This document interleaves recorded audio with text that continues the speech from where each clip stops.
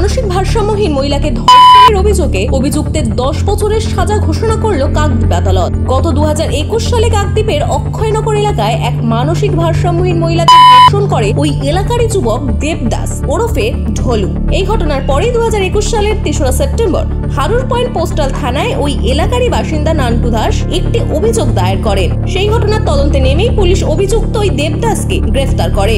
গত বুধবার অভিযুক্ত ব্যক্তিকে কাকদ্বীপ আদালতে তোলা হলে আদালত তার 10 বছরের জেল ও নগদ 30,000 টাকা জরিমানা ঘোষণা করে। আর তাতে খুশি ওই মানসিক ভারসাম্যহীন নির্যাতিতার পরিবার। 2021 সালের 8 সেপ্টেম্বর রাত্রি 12:30টার সময় অক্ষয়নগরে একজন মানসিক ভারসাম্যহীন মহিলা তাকে একটি ছেলে রেপ করে।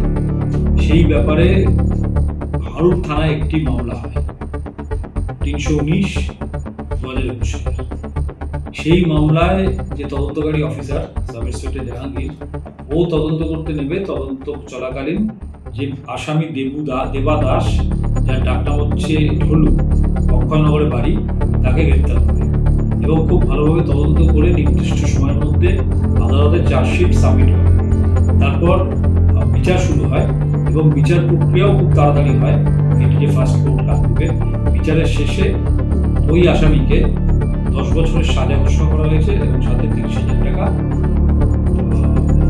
ফাইন করা হয়েছে। এটা খুব ভালো পুলিশের একটা তদন্ত হয়েছে এবং খুব তাড়াতাড়ি বিচার প্রক্রিয়া হয়েছে। ট্রায়াল মনিটরিংও সুন্দরবন পুলিশ জেলার পক্ষ থেকে খুব ভালোভাবে করা হয়েছে। সেই জন্য এই পরিণতিটা এই সাজা। দক্ষিণ 24 পরগনা থেকে বাবলু প্রামাণিকের রিপোর্ট, বিশ্ব টাইমস। ফিরবে হুঁশ, জাগবে মানুষ।